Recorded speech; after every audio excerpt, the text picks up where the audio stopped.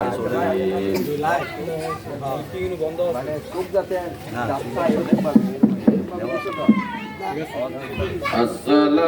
والسلام على من كان نبيا وآدم بين الماء والطين سيدنا ونبينا وشفينا وحبيبنا وكيلنا وكفيلنا وأولنا ومعيننا محمد رسول الله صلى الله عليه وسلم. قال الله تعالى في كلامه المجيد والفرقان الحميد يا أيها الذين آمنوا لا تلهكم أموالكم وأولادكم عن ذكر الله ومن يفعل ذلك فأولئك هم الخاسرون.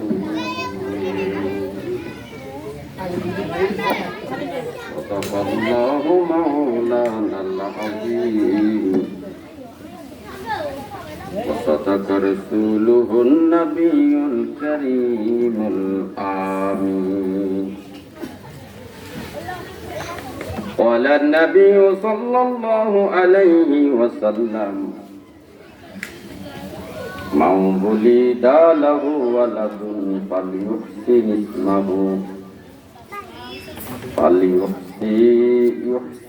اسمه وأدبه فإذا بلغ فليزوجه فإن بلغ ولم يزوجه فأصاب فإنما اسمه على أبيه أو كما عليه الصلاة والسلام. إن الله وملائكته يصلون على النبي يا أيها الذين آمنوا صلوا عليه وسلموا تسليما. صلاة يا رسول الله عليكم سلام يا عليكم صلاة يا رسول الله سلام يا حضرا جبرائيل اندر بشا بہر حق سوئے غریبا ایک نظر صلاة یا رسول اللہ سلام یا علیکم صلاة یا رسول اللہ علیکم سلام یا اللهم صل على محمد وعلى آل سيدنا محمد وعلى آل سيدنا আজরাইল শিয়ার যেই দিন নিবে প্রাণ 3.5 হাত কবর হবে বাসস্থান।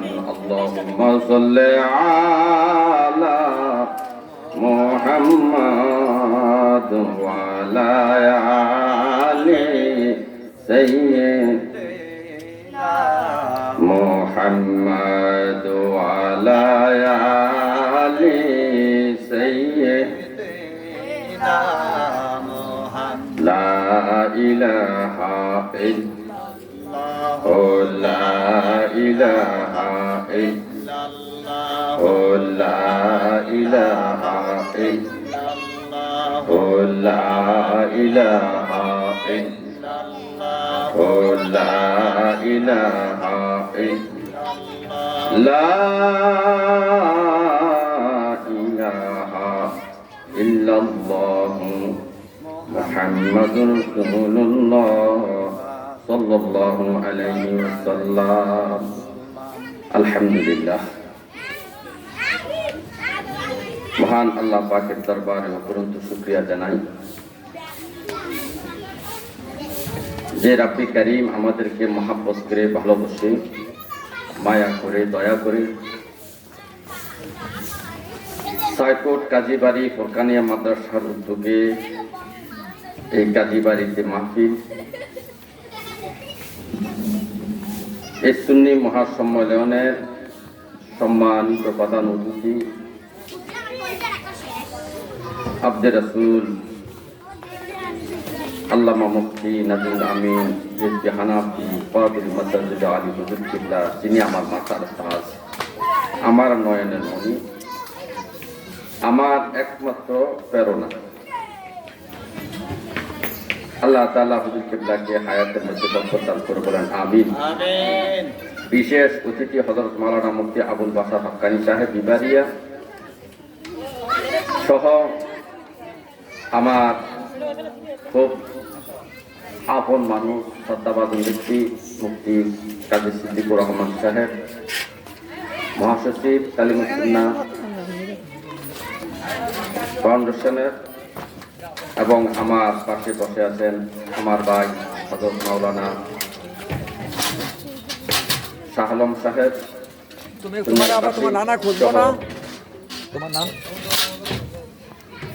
মাদ্রাসার তালিবুল ইলম, কোরআন হাফেজ, আমার ছোট বন্ধুরা সহ সম্মানিত মুসলিমিন কিরাম, সবাইকে সালাম দিচ্ছি এবং আমার পর্দানিশী মা ও বোনেদেরকেও আমি সালাম দিচ্ছি। আসসালামু আলাইকুম ওয়া রাহমাতুল্লাহি ওয়া বারাকাতুহু।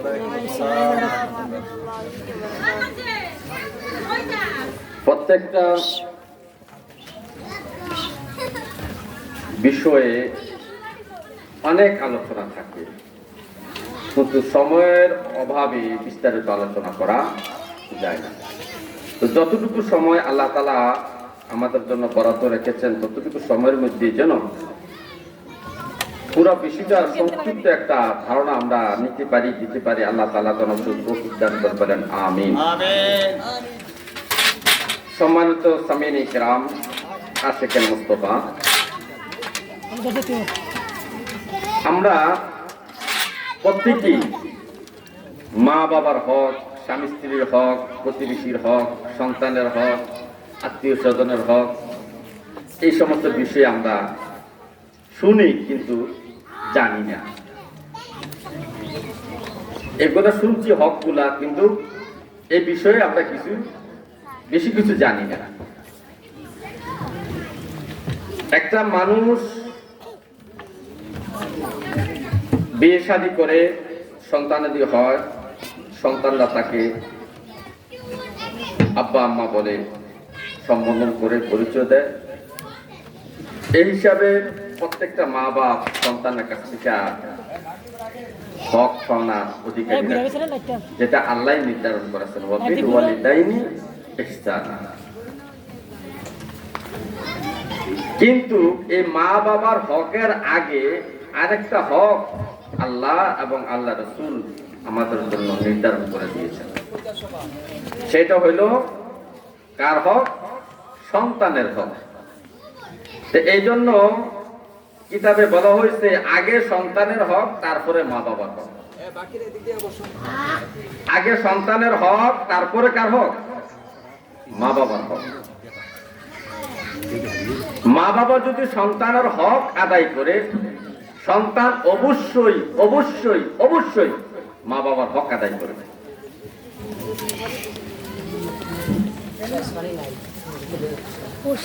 হযরত ওমর রাদিয়াল্লাহু তাআলা আনহু যখন খলিফাতুল মুসলিমিন ওনার কাছে এক ব্যক্তি তার সন্তানকে নিয়ে হাজির হয়েছে। আমিরুল মুমিনিন তো খুব কড়া মানুষ, ওমর ফারুক রাদিয়াল্লাহু তাআলা ওনার কাছে ওনার ছেলেরে ধরে নিয়ে আসে, বলতেছে হুজুর, হে আমিরুল মুমিনিন, এটা আমার সন্তান, এটা আমার ছেলে, কিন্তু সে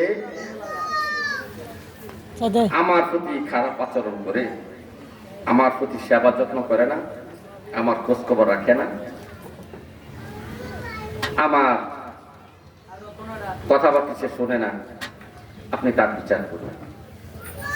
ওমর তো এটা শুনে খুব রেগে গেছে, রেগে গিয়ে বলতেছে, এ আল্লাহর বান্দা, তুমি কি আল্লাহকে ভয় করো না? তো ছেলে বলতেছে, অবশ্যই আমিরুল মুমিনিন, আমি আল্লাহকে ভয় করি। তো মা বাবার হক সম্পর্কে তোমার একটু আল্লাহকে ভয় হয় না? তুমি জানো মা বাবার হক আদায় না করলে কবিরা গুনাহ। কেন তুমি মা বাবার হক আদায় করো না? মা বাবার সেবা যত্ন, তার সাথে ভালো ব্যবহার, তার ভরণ পোষণ সবকিছু কেন করো না? ওই ছেলেটা আমিরুল মুমিনিনকে প্রশ্ন করতেছে, আমিরুল মুমিনিন, আমি আপনার কাছে একটু জানতে চাই, আপনি তো বললেন যে সন্তানের উপর মা বাবার হকের কথা বললেন, কেন আমি আদায় করি না? আচ্ছা, সন্তান কি মা বাবার প্রতি কোনো হক নেই? সন্তানের মা বাবার উপর কি সন্তানের কোনো হক নেই? আমিরুল মুমিনিন বলতেছে, অবশ্যই আছে, অবশ্যই হক আছে। হক কি? হক হলো প্রথমত তিনটা হক। একটা হক হলো তোমার বাবা যিনি হয়েছে তিনি বিবাহের সময় একটা নেককার মহিলাকে, আল্লাহ ওয়ালি মহিলাকে বিবাহ করবে, নেককার দিনদার একটা মহিলাকে বিবাহ করবে, এটা এক নম্বর হক। কারণ দিনদার মহিলার ঘরে দিনদার জন্ম নিবে। দুই নম্বর, ওই মহিলার ঘরে তার সন্তান জন্ম নেওয়ার পরে ওই সন্তানটাকে দ্বীন শিক্ষা দিবে, ইসলাম শিক্ষা দিবে, ইসলাম শিক্ষা দিবে, তাকে আদব শিক্ষা দিবে। আরেকটা হক হলো সন্তানটা জন্ম নেওয়ার পরে তার একটা ইসলামিক নাম রাখবে, সুন্দর একটা ইসলামিক নাম রাখবে। আল্লাহ রাসূল, সাহাবায়ে কেরাম, আউলিয়া কেরামের নামের উপর নির্ভর করে সুন্দর একটা নাম রাখবে। তখন ছেলেটা বলতেছে, হে আমিরুল মুমিনিন, আজকে আমার বাবা আমাকে ধরে নিয়ে আসছে আপনার সামনে আমার বিচার করার জন্য, আমি কেন আমার বাবার হক আদায় করি না? কিন্তু আপনি যে হকের কথা বললেন, আমার মা বাবার প্রতি আমার যে হক ছিল, আমার বাবা বিবাহের আগে বিবাহ করার সময় একটা নেককার মহিলাকে বিবাহ করার যে আমার একটা হক ছিল, আমি নেককার একটা মহিলার পেটের মধ্যে থাকবো, নেককার মহিলার পেট থেকে আমি দুনিয়াতে আগমন করব, দুনিয়াতে জন্মগ্রহণ করব, এই হকটা আমার বাবা আদায় করে নাই। আমার জন্মের পরে আপনি বলছেন একটা সুন্দর নাম রাখার জন্য, ইসলামিক নাম, কিন্তু আমার বাবা আমার নাম তো ইসলামিক রাখে নাই। 3 নাম্বার বলেছেন দ্বীন শিক্ষা দেওয়ার জন্য, কোরআন শিক্ষা দেওয়ার জন্য, ইসলাম শিক্ষা দেওয়ার জন্য। আমার বাবা আমাকে ইসলাম শিক্ষাও দেয় নাই। এতটুকু বলতে আমিরুল মুমিনিন রাগ হয়ে গেলেন বাবার প্রতি। এরে আল্লাহর বান্দা, তুমি তো তোমার সন্তানের আগে হক নষ্ট করেছ, তুমি তো সর্বপ্রথম তোমার সন্তানের হক তুমি নষ্ট আগে করেছ, যার কারণে সন্তান তোমার এখন হক নষ্ট করতে আছে। যাও এখন তুমি দূরে সরে যাও, তোমাদের ফায়সালা আমার কাছে আর করা সম্ভব নয়। তাহলে বোঝা গেল এই হাদিসের দ্বারা যে আগে সন্তানের হক আদায় করতে হবে, প্রত্যেকটা মা বাবাকে সন্তানের হক, এগুলো আমাদের মা বাবারা জানার দরকার। আমার মায়েরা, যারা আমার এই মাইকের আওয়াজ শুনতেছেন, আপনারা একটু মনোযোগ দেন। আপনার সন্তানের কি কি হক আপনাকে আদায় করতে হবে, একটু মনোযোগ দেন। 1 নাম্বার সন্তানের হক হলো হযরত আবু রাফি রাদিয়াল্লাহু তাআলা আনহু তিনি নিজে বর্ণনা করতেছেন, ও জগতের মানুষ, আমি নবীজির খাদেম ছিলাম।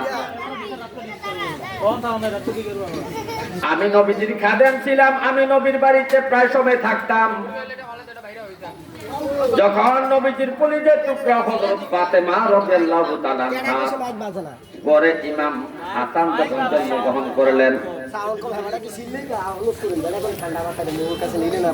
তিনি যখন জন্মগ্রহণ করলেন, রাইতু রাসূলুল্লাহ সাল্লাল্লাহু আলাইহি সাল্লাম, আমি আল্লাহ রাসূলকে দেখলাম, আযযানা ফি উযুনিল হাসান ইবনে আলী, ইমাম হাসানের কানের মধ্যে আল্লাহ রাসূল আযান দিয়েছেন।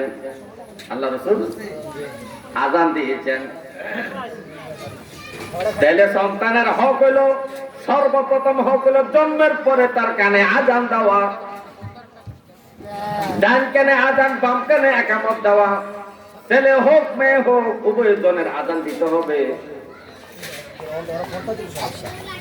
ছেলে হোক মেয়ে হোক উভয়ের কানে আযান দিতে হবে, এটা সন্তানের একটা হক। তারপরে আবু রাফি বলতেছেন, ও জগতের মানুষ, যখন ইমাম হাসান জন্মগ্রহণ করলেন, আমি নবীজিকে দেখলাম, নবীজি দৌড়িয়া ইমাম হাসানের বাড়িতে গেলেন, মা ফাতেমার বাড়িতে গেলেন। যাইয়া ইমাম হাসানকে কোলে নিয়া তার কান, ডান কান বরাবর আমার নবী আযান দিয়েছেন। আমার নবীজি আযান দিয়েছেন।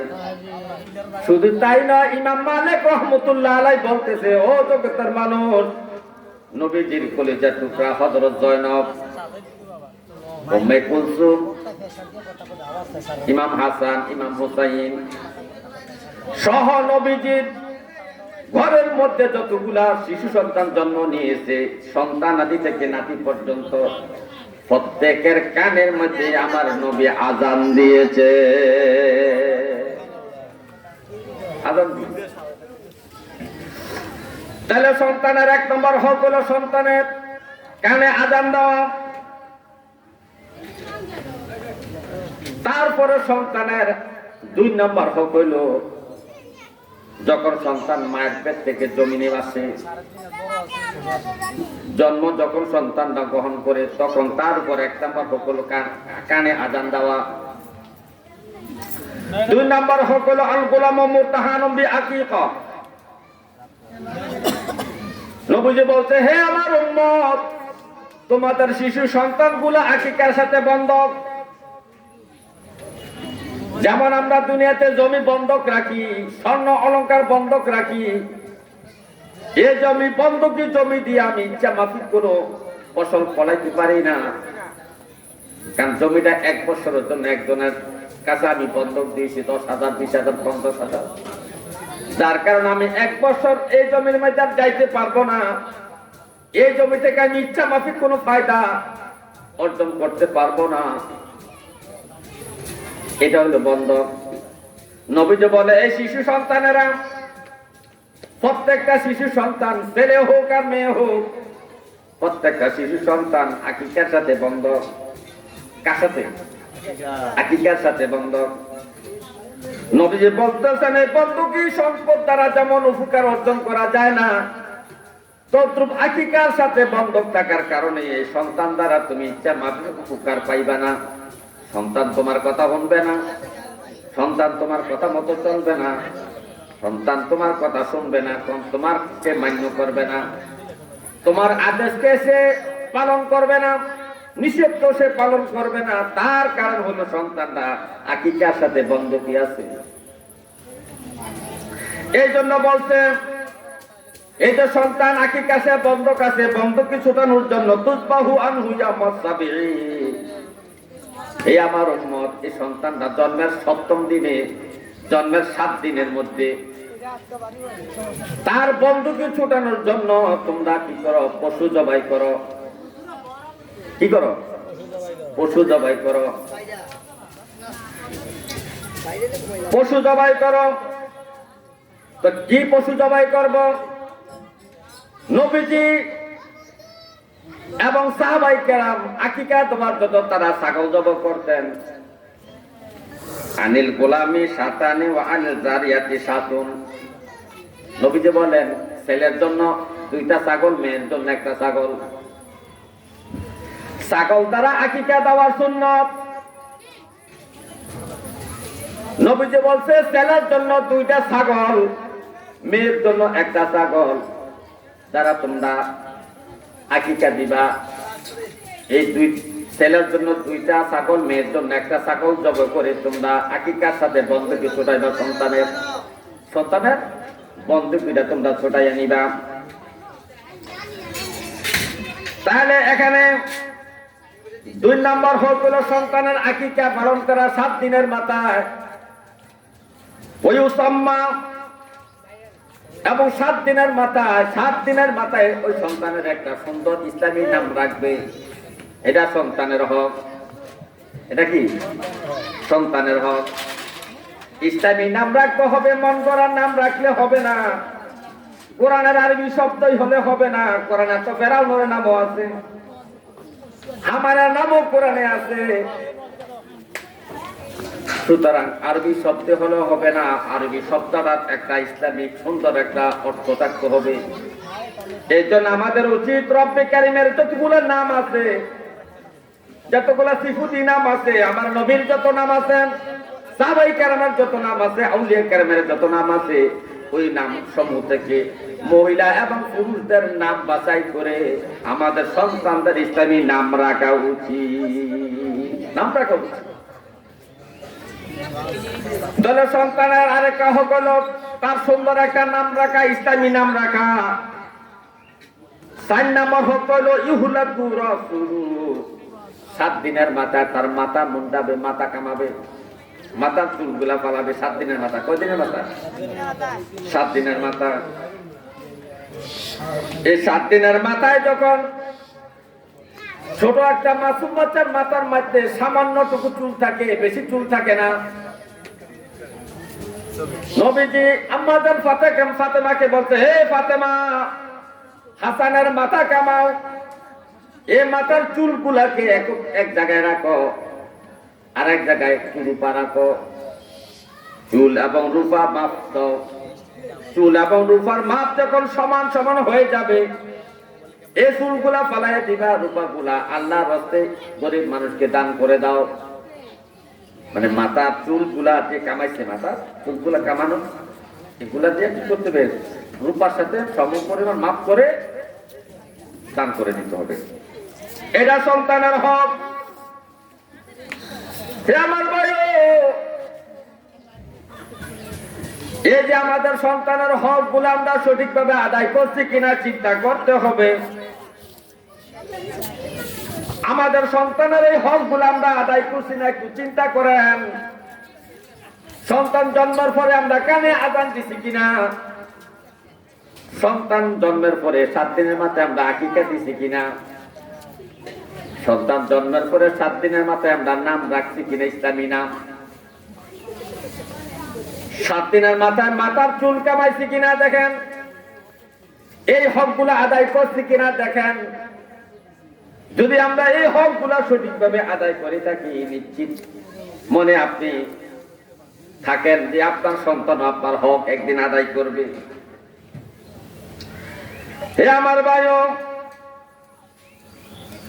হাদিস শরীফের মধ্যে আছে, হে আমার উম্মত, তোমরা যারা বাবা হয়েছো, মা হয়েছো, তোমাদের প্রতি তোমাদের কিছু সন্তানদের কিছু হক আছে। এর মধ্যে একটা হক হইল সুন্নতে খাতনা করানো। সুন্নতে খাতনা করানো।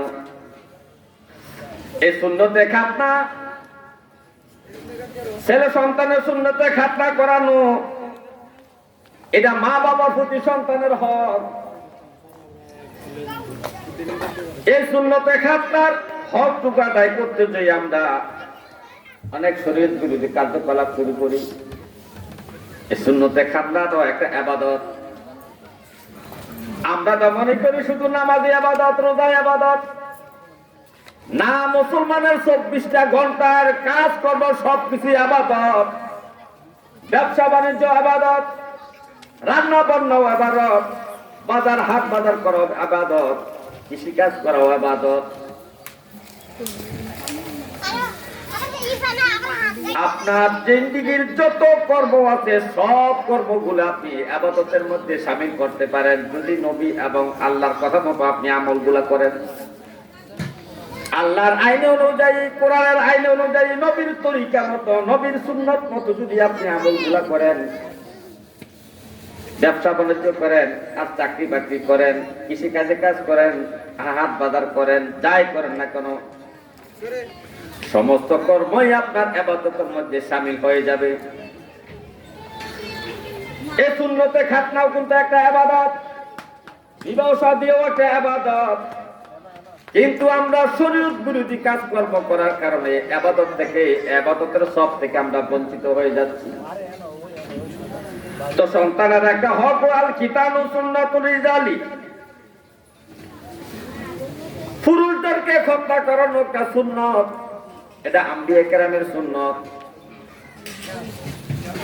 এই ছেলে সন্তানদের সুন্নতে খাতনা করানো মা বাবার প্রতি সন্তানের একটা হক। এরপরে আরেকটা হক হলো, দেখেন নবীজি বলেন মা বুলিদা লাহু ওয়ালাদুন ফালিউহসিন ইসমাহু ওয়া আদাবাহু। নবীজি বলেন সন্তান যখন জন্মগ্রহণ করে, হে আমার উম্মতেরা শোনো, তোমাদের সন্তান যখন জন্মগ্রহণ করে তার জন্য একটা ইসলামী নাম রাখবে, ও আদাবাহু, তাকে আদব শিক্ষা দিবে। ফাইদা বালাগা ফালিউযাবিহু, যখন তোমার সন্তানটা, তোমার ছেলেটা, তোমার মেয়েটা বিবাহ উপযুক্ত হয়ে যায়, তোমার ছেলেটা যদি বিবাহ উপযুক্ত হয়ে যায়, তোমার মেয়েটা যদি বিবাহ উপযুক্ত হয়ে যায়, তাকে বিবাহ দিয়ে দাও। এতে বোঝা গেল ছেলে মেয়ের একটা হক হলো মা বাবার প্রতি সন্তানকে বিবাহ দেওয়া, বিবাহ করানো। এই ছেলে মেয়েদের বিবাহের ব্যাপারও আমরা অবহেলা করি, ইচ্ছা করে গুনার বোঝা আমাদের মাথায় তুলি। নবীজি বলছেন সন্তান যখন উপযুক্ত হয় তাকে বিবাহ দিয়া দাও, বিবাহ করাইয়া দাও। ফাইন বালাগা ওয়ালাম ইউযাবিহু, আর তুমি সন্তান বালেগ হওয়ার পরে, বিবাহ উপযুক্ত হওয়ার পরে, মেয়েটা বিবাহ উপযুক্ত হওয়ার পরে, ছেলেটা বিবাহ উপযুক্ত হওয়ার পরে যদি তুমি বিবাহ না করো, বিবাহ না দাও, তোমার মেয়ে যদি কোনো গুনাহের কাজ করে, তোমার ছেলে যদি কোনো গুনাহের কাজ করে, এই গুনার দায়িত্ব কার মাথায় যাবে? নবীজি বলছেন ফাসাবা ফাইন্নামা ইসমু আলা আবিহি। এই বিবাহ উপযুক্ত মেয়ে, বিবাহের উপযুক্ত ছেলে যদি কোনো গুনার কাজ করে, ছেলে যদি কোনো মেয়ের সাথে খারাপ সম্পর্ক করে, মেয়ে যদি কোনো ছেলের সাথে খারাপ সম্পর্ক করে, এই সম্পর্কের কারণে যত গুনাহ হয়েছে, জানা করার কারণে যত অন্যায় অপরাধ গুনাহ কাটা হয়েছে, নবীজি বলছেন ফাইন্নামা ইসমু আলা আবিহি, এই সমস্ত গুনার বোঝা মা বাবার মাথায় উঠবে। সমস্ত গুনাহ মা বাবার মাথায় উঠবে, এগুলা মা বাবার আমলনামায় উঠবে। কেন? সন্তান উপযুক্ত হওয়ার পরে কেন বিবাহ দেওয়া হলো না, বিবাহ করানো হলো না?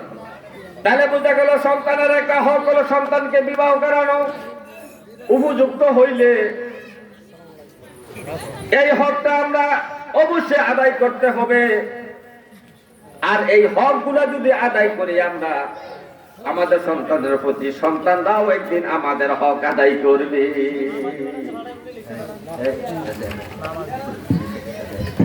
এই সন্তানদের বিষয়ে আমাদেরকে সাবধান হতে হবে।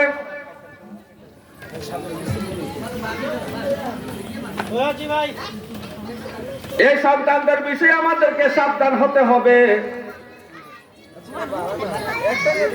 এই সন্তানদের বিষয়ে আমাদের মধ্যে একটা,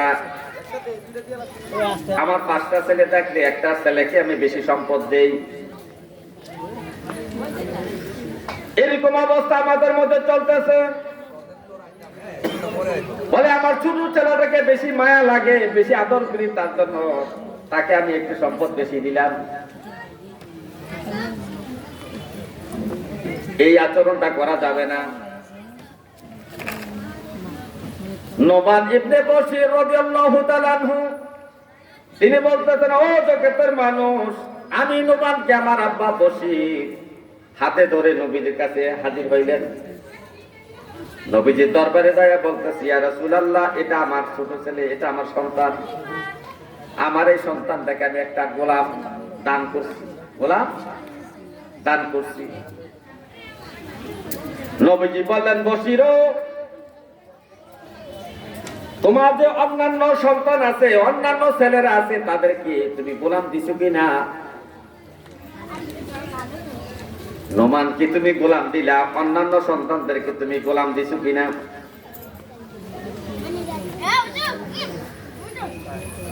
সে বলতেছে, ইয়া রাসূলুল্লাহ, আমার অন্যান্য সন্তানদেরকে আমি এইভাবে গোলাম দেই নাই, গোলাম দান করি নাই। তো নবীজি বললেন, হে বশির, তুমি শোনো,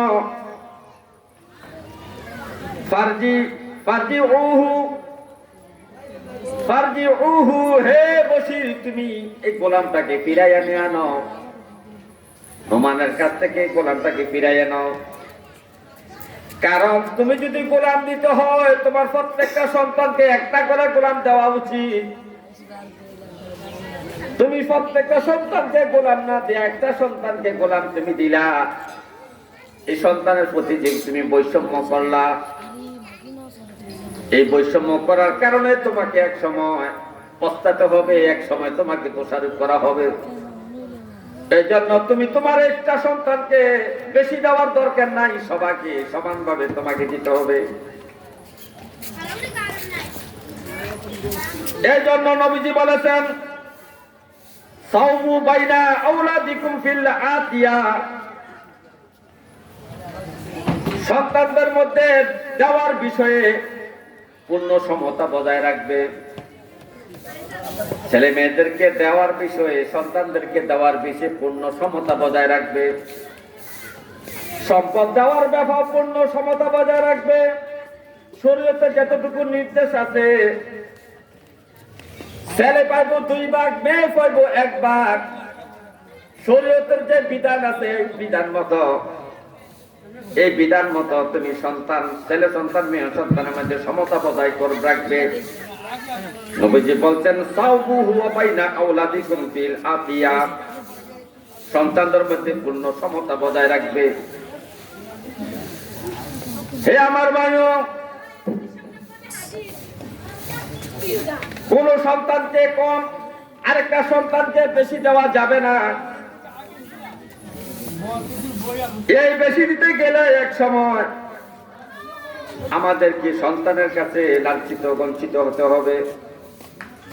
সম্পদ আপনার, এই জন্য আপনি ইচ্ছা মাফিক ভাবে কোন সন্তানকে বেশি কম দিতে পারবেন না। সমতা বজায় করতে, সমতা বজায় রাখতে হবে। আজকে বর্তমান সমাজের মধ্যে অনেক মা বাবাকে দেখা যায় যে এক সন্তানকে সম্পদ একটু বেশি দেয়, অন্য সন্তানকে একটু কম দেয়। আল্লাহ রাসূল বারবার নিষেধ করেছেন, এই কাজটা তোমরা কখনো করবা না, কখনো তোমরা এই কাজটা করবা না। বিভিন্ন হাদিসের মধ্যে নবীজি নিষেধ করেছেন, তোমাদের সম্পদ গুলা শরীয়ত সম্মত ভাবে বন্টন করবা ছেলে মেয়েদের মধ্যে। তুমি ইচ্ছা করে কোন সন্তানকে একটু জমিও বেশি দিতে পারবা না, একটা টাকাও তুমি বেশি দিতে পারবা না। সমতা বজায় রাখতে হবে। যেহেতু নোমান বিন বশিরকে নবী নিষেধ করছেন, হে বশির, তোমার সন্তানকে যে তুমি গোলামটা দিয়েছো, গোলামটা ফিরাইয়া নাও। তোমার সন্তানকে তুমি যদি গোলাম দিতে হয়, তোমার অন্যান্য 5টা সন্তানকে 5টা গোলাম দেওয়া দরকার লাগবে। যদি 5টা সন্তানকে 5টা গোলাম দিতে পারো, তাহলে নোমানকে তুমি গোলাম দাও। আর যদি 5টা সন্তানকে তুমি গোলাম দিতে না পারো, তাহলে নোমানকে তোমার গোলাম দেওয়ার দরকার নাই, কারণ সমতা বজায় থাকবে না। হে আমার ভাইও, এই যে আমাদের সন্তানদের হক, নবীজি বলছেন, ইত্তাকুল্লাহ আওলাদিকুম তোমাদের সন্তানদের বিষয়ে আল্লাহকে ভয় করো, তোমাদের ছেলে মেয়েদের বিষয়ে আল্লাহকে ভয় করো। আদিলু আওলাদাকুম, এবং ছেলে মেয়েদের বিষয়ে তুমি সঠিক সিদ্ধান্ত নিও, গর্বের সিদ্ধান্ত নিও না। এদের মধ্যে তুমি সমতা বজায় রাখবা, কোন ছেলেকে বেশি কোন ছেলেকে কম, এক ছেলের সাথে ভালো আচরণ আরেক ছেলের সাথে খারাপ আচরণ এমন যেন তোমার না হয়, এটা তুমি সাবধান থাকবা। আর এই ছেলে মেয়েদের বিষয়ে তুমি আল্লাহকে ভয় করো, এবং তাদের মধ্যে বন্টনের মধ্যে তুমি 19-20 করবা না, সম পরিমাণ বন্টন করতে হবে। কারণ তোমার এই সন্তানের বিষয়ে তোমাকে হাসরের মাঠে প্রশ্ন করা হবে। এরে আমার বান্দা, আমি তোমাকে সন্তান দিয়েছিলাম, ধন সম্পত্তি দিয়েছিলাম, এবং সম্পদ এবং ধন সম্পদ দিয়াই আমি বিরত থাকি নাই, বিধানও দিয়েছি কিভাবে কি করবে, সন্তান কিভাবে লালন পালন করবে, সন্তান প্রতি ধন সম্পদ কিভাবে বন্টন করবে, কি পরিমাণ সন্তানকে সম্পদ দিতে হবে, সব কিছু আমি বর্ণনা করেছি। আমার এই বিধান মতো, আমার হাবিবের সুন্নত তরিকা মতো সন্তানদের সাথে সমতা বজায় রাখছো কিনা তুমি বলো। কারণ হাসরের মাঠে কিছু কিছু সন্তান মা বাবার বিরুদ্ধে মামলা করবে আল্লাহর দরবারে, রব্বে কারীম, এই যে আমার বাবা আমাকে সম্পদের দিক দিয়ে ঠকাইছে, আমাকে লেখাপড়ার দিক দিয়ে ইসলামী জ্ঞান অর্জন করার দিক দিয়ে ঠকাইছে, আমার বাবাকে আমাকে কোরআন শিক্ষা দেয় নাই, নামাজ শিক্ষা দেয় নাই, আমার মা বাবা আমাকে সূরা কেরাত শিখায় নাই, নামাজের তাসবিহ তাহলিল গুলা শিখায় নাই, এই আত্তাহিয়াতু আমি পারি নাই, দুরূদ শরীফ আমি পারি নাই, দোয়া মাসুরা পারি নাই, সূরা কেরাত না পড়ার কারণে মসজিদে যাইতে আমার লজ্জা লাগে। অনেকে নামাজ পড়বে সূরা কেরাত পড়ে, আমি তো মসজিদে গেলে সূরা কেরাত জানি না, কিভাবে আমি নামাজ পড়বো? আমার মা বাবা আমাকে এগুলো শিখায় নাই, আমার মা বাবা আমাকে না শিখানোর কারণে আমি মসজিদ থেকে দূরে আছিলাম, নামাজ থেকে দূরে আছিলাম। আজকে নামাজ না পড়ার কারণে আমাকে আপনি জাহান্নামী বলে সাব্যস্ত করেছেন। সুতরাং যাদের কারণে আমি নামাজ শিখতে পারি নাই, নামাজ হইতে পারি নাই, নামাজ পড়তে পারি নাই, ওই মা বাবাকে আগে জাহান্নামে নেওয়া লাগবে।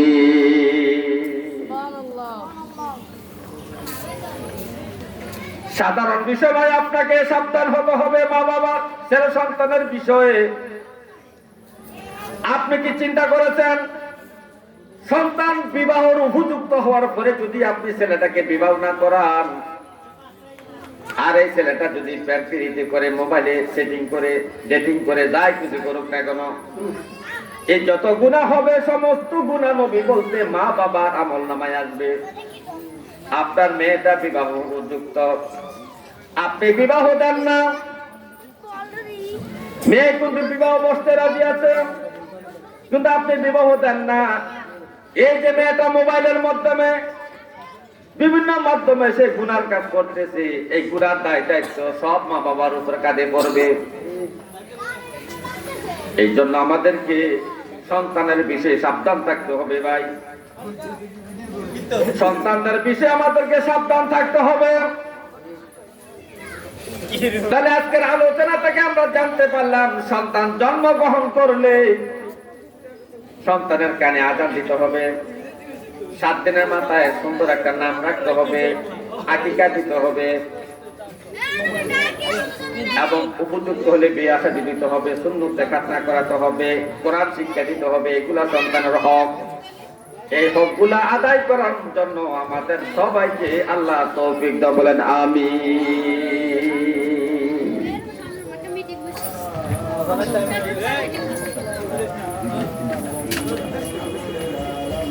আল্লাহ তাআলা আমাদেরকে